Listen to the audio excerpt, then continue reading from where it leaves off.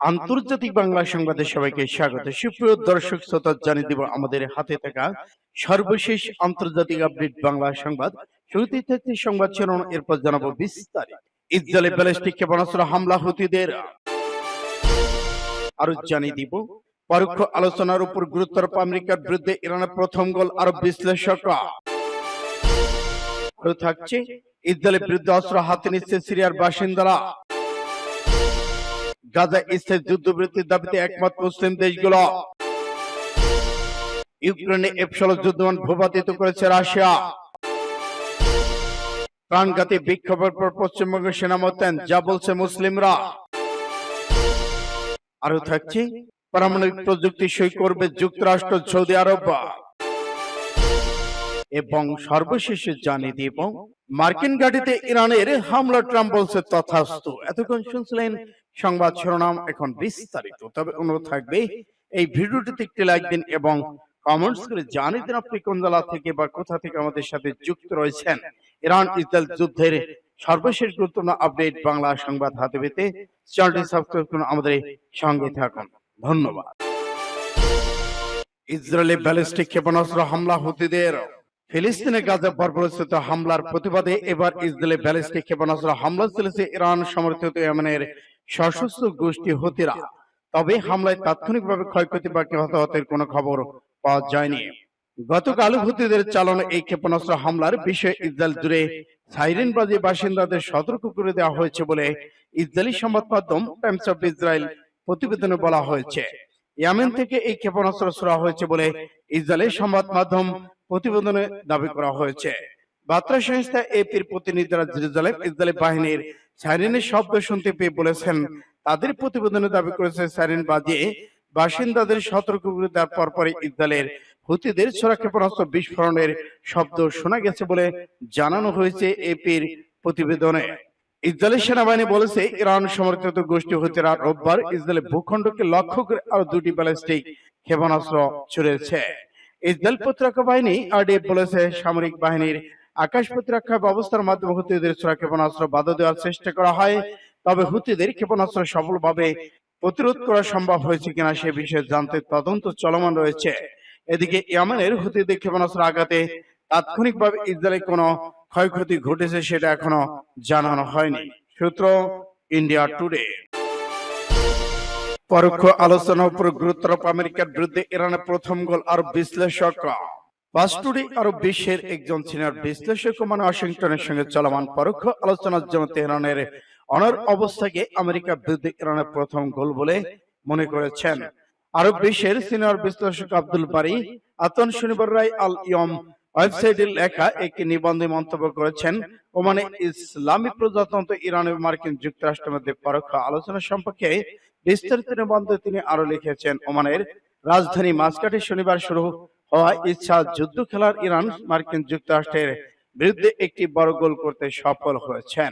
আরো জানা যায়, আলোচনা পরোক্ষ প্রকৃতির উপর জোর দিয়ে এই সাফল্য অর্জিত হয়েছে। পরোক্ষ আলোচনার বিষয়টি আমেরিকার ইচ্ছার বিরুদ্ধে গেলে তারা সরাসরি আলোচনা করতে চেয়েছিলেন। ইসরায়েলের প্রধান বেনিয়ামিন নেতানিয়াহুর সাথে এগিয়ে যৌথ সংবাদ সম্মেলনে মার্কিন প্রেসিডেন্ট ডোনাল্ড ট্রাম্প এই বিষয়টি তুলে ধরেছিলেন। এটা এমন এক বিবৃতি ছিল যা নেতানিয়াহুকে অবাক করে দিয়েছে, এমনকি হতবাক করেছেন। সূত্র পাস টুডে। ইসরায়েলের বিরুদ্ধে অস্ত্র হাতে নিচ্ছে সিরিয়ার বাসিন্দারা। গাজা উপত্যকে পুনরায় আক্রমণ শুরু করার পাশাপাশি সিরিয়ার দক্ষিণ অঞ্চল জুড়েও দখলদারিত্ব অব্যাহত রেখেছে ইসরায়েল। গোলান উপত্যকার পর প্রতিবেশী ভূখণ্ডের এই অংশটুকু গিলে খেতে সেই পুরাতন কৌশলের একগুচ্ছে ইসরায়েলি সেনাবাহিনী স্থল হামলা প্রসারিত। রিয়াদ আসাদ সরকার পতনের পর থেকে দেশটি বিভিন্ন স্থানে তাণ্ডব চালাচ্ছে বর্বর সেনারা, সেখানে চলছে হত্যাযোগ্য দখলদারিত্ব। সম্প্রতি সপ্তাহগুলোতে সিরিয়ার দক্ষিণ অঞ্চল জুড়ে স্থল আক্রমণ জোরদার করা হচ্ছে। তবে ইসরায়েলের বিরুদ্ধে প্রতিরোধ গড়ে তুলতে অস্ত্র হাতে নিয়েছে সিরিয়ার দক্ষিণ শহর দ্বারার বাসিন্দা। সম্প্রতি সিরিয়ার দক্ষিণ বিমান হামলা স্থল হামলা বাড়িয়েছে ইসরায়েল। সিরিয়ার ভূখণ্ডে মাইলের পর মাইল অগ্রসর হচ্ছে, জমি ঘর বাড়ি দখল করেছে, কৃষকদের হত্যা করেছে এবং এই অঞ্চলের জনসংখ্যাকে বিভক্ত করার চেষ্টা করা হয়েছে। সিরিয়ার মাটিতে ঘাঁটি স্থাপন করেছে তারা। এই সিরিয়ার দক্ষিণে সম্পূর্ণরূপে সামরিকীকরণের দাবি করেছে ইসরায়েল। সূত্র ইন্ডিয়া টুডে। গাজা স্থায়ী যুদ্ধবৃত্তির দাবিতে একমত মুসলিম দেশগুলো। গাজায় স্থানীয় যুদ্ধবৃত্তির দাবিতে একমত হয়েছে মুসলিম দেশগুলো। শুক্রবার তুরস্কের আন্তলিয়ার অনুষ্ঠিত কূটনৈতিক সম্মেলনে একথা জানান নেয়া অংশগুলো পররাষ্ট্রমন্ত্রীরা।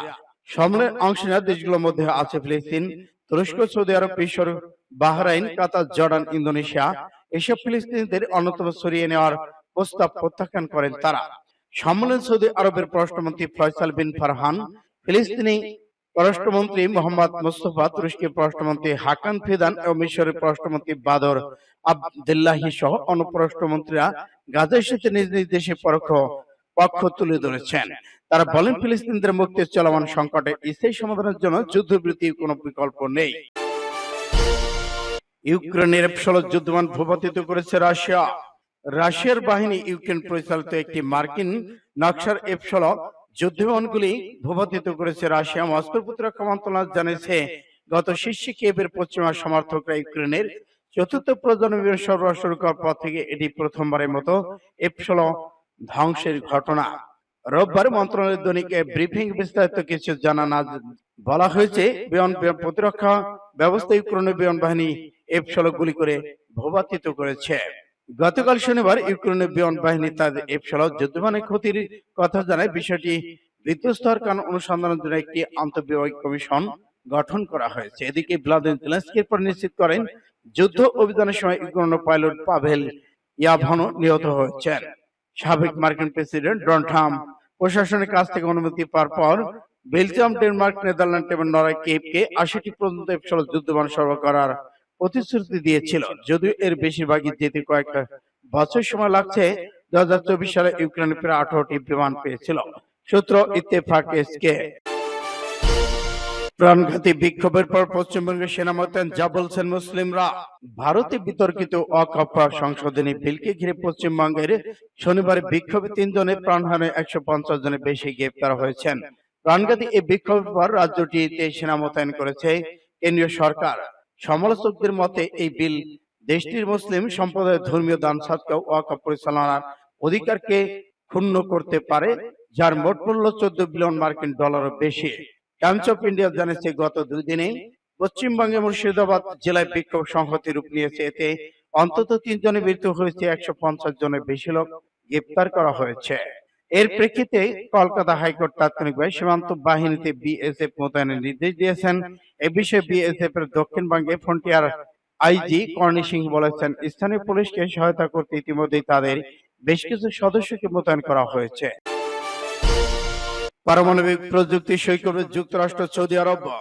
যুক্তরাষ্ট্র, সৌদি আরব পারমাণবিক প্রযুক্তির সংশ্লিষ্ট একটি চুক্তি সই করবে। রোববার সৌদির রাজধানী এক সংবাদ সম্মেলনে মার্কিন জ্বালানি সচিব ক্রিস রাইটস জানিয়েছে, বেসামরিক পারমাণবিক প্রযুক্তির জ্বালানি সহযোগিতার বিষয়ে একটি প্রাথমিক চুক্তি সই করবে যুক্তরাষ্ট্র, সৌদি আরব। মার্কিন কর্মকর্তা বলেছেন, দুই দেশের মধ্যে পারমাণবিক সহযোগিতার বিশদ বিবরণ এবছরের শেষের দিকে আসবে। এই সহযোগিতা সৌদি আরব একটি বাণিজ্যিক পারমাণবিক বিদ্যুৎ শিল্প গড়ে তোলার উপর দৃষ্টি জোর দেবে। এদিকে মার্কিন কর্মকর্তা বলেন, সৌদি আরবের বেসামরিক পারমাণবিক শিল্প বিকাশে রিয়াদের সঙ্গে দীর্ঘমেয়াদী সহযোগিতা আশা করে ওয়াশিংটন। দুই দেশের দ্বিপাক্ষিক সম্পর্কে মন্তব্য করতে গিয়ে জ্বালানি সচিব বলেছেন, আমি বিশ্বাস করি সৌদি আরব যুক্তরাষ্ট্রে বিনিয়োগকারী নেতৃত্বাধীন দেশগুলোর মধ্যে একটি হবে, যা উভয় দেশের জন্য জয়। এদিকে মার্কিন জ্বালানি সচিব দ্বিপাক্ষিক সম্পর্ক জোরদার করতে বিভিন্ন অর্থ অন্বেষণ করতে রিয়াদে গিয়ে প্রিন্স মোহাম্মদ বিন সালমান এবং তার জ্বালানি মন্ত্রী প্রিন্স আব্দুল আজিজ বিন সালমানে উষ্ণ অতিথে তার জন্য কৃতজ্ঞতা প্রকাশ করেছেন। সূত্র ইত্তেফাক-এসকে। মার্কিন ঘাঁটিতে ইরানের হামলা, ট্রাম্প বলেন তথাস্তু।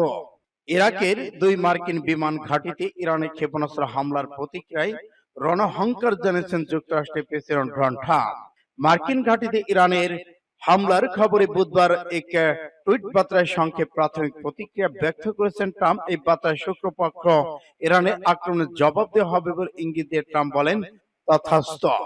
ইরাকে 2টি সামরিক ঘাঁটিতে ক্ষেপণাস্ত্র হামলা চালিয়েছে ইরান। বর্তমান হতাহত ক্ষয়ক্ষতির হিসাব কষা হচ্ছে। এর পরপরই রণহুঙ্কার দিয়ে ট্রাম্প বলেছেন, দুনিয়ার যে কোনো প্রান্তে আমাদের সবচেয়ে শক্তিশালী আর সুসজ্জিত বাহিনী আছে। আমি আগামীকাল সকালে বিবৃতি দেব। মঙ্গলবার ট্রাম্প ইরাককে করা সতর্কবার্তা জানিয়ে ইরান কোন মার্কিন স্থাপনার স্বার্থে হামলা চালালে যুক্তরাষ্ট্র পাল্টা জবাব দেবে বলে আখ্যায়িত করেছেন। সূত্র ইন্ডিয়া টুডে।